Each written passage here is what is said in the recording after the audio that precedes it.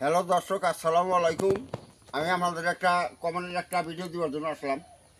তো একজন আমাকে কমেন্টে জানিয়েছেন, দাদু আমার কিডনির বেমার। তো ওই কিডনির বেমারের জন্য কি গাছরা আছে, একটা গাছ আমাকে দেন, আমি ওই বেমারটা যাতে মুক্তি হই এই আশা রেখে আপনার কাছে আমি কমেন্ট করলাম। তো যা হোক, আমি সেই গাছের কাছে আসলাম।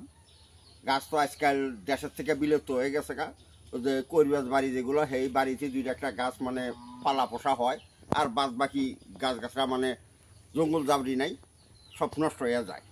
তো যা হোক, তো এখন কি গাছটার দ্বারায় তোমার কিডনি জাম ভালো করবা, সেই কথাটা শোনার আগে জানার আগে যে আমার ভিডিওর মধ্যে সাবস্ক্রাইব করছো তার জন্য অনেক অনেক ধন্যবাদ।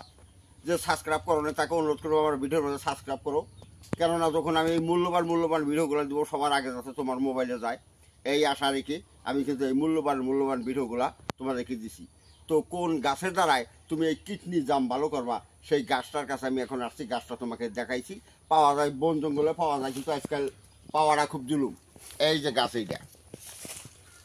এই গাছের বিনিময় তোমার এই বেমার ভালো করতে পারবা, কিডনি সাফা করে নিতে পারবা, কিডনি রস হবে, কিডনিতে যে কোনো বেমার ভালো হবে।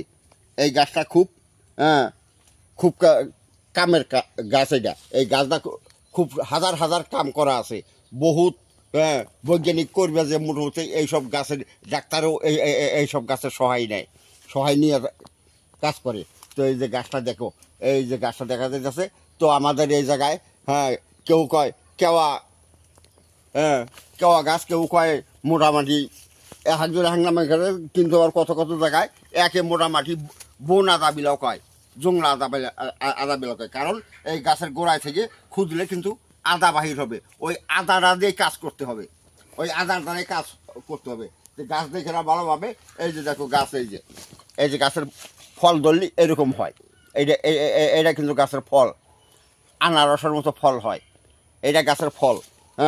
গাছটা খুব ভালোভাবে দেখো, দেখে নিয়ে তা বাদে কাজ করো। কিন্তু গাছের কাজ করবা কি দিয়া, গাছের কাজ করবা এই যে গোড়ায় খুদলি পারে, এই গোড়ায় খুদলি পারে কি হবে, এই গোড়ায় খুদলি পারে আদার মতো বাহির হবে, আদা। তার মানে ওই জন্য বহুত মাসও কয় একে কয় জঙ্গলি আদা। তো এই আদা কি করবা, এই আদা উঠাবা কিছুটি, সুন্দর করে ধুইয়া বস্তুটা চাক করে কাটবা, চাক করে কাইটা, তারপরে কি করবা, চাক করে কাইটা বস্তুটা রোদে শুকাইয়া তারপরে কি করবে, ওইটা 4 চামচের 1 চামচ করে সপ্তাহে 3 দিন খাবা। যদি পারো ওর সাথে লেবু রস নিয়ে সপ্তাহে 3 দিন খাও, ডেলি দিন খাইতে লাগবে না, সপ্তাহে 3 দিন খাও। সপ্তাহে 3 দিন খাইলে পারে তোমার এই বেমারের থেকে তুমি মুক্তি পাবা। কিন্তু যদি দেখা গেল বেশি দিন হলে পারে 2-4 সপ্তাহ খাইও আর কি, 2-4-5 সপ্তাহ খাইও, খাওয়ার পরে তোমার এই ব্যাধির থেকে তুমি মুক্তি পাবা। যা হোক, আজকের মতো এই পর্যন্তই। আসসালামু আলাইকুম। হিন্দু বাবাজি নমস্কার, অন্যান্য জাতি আছো, আন্তরিক ধন্যবাদ।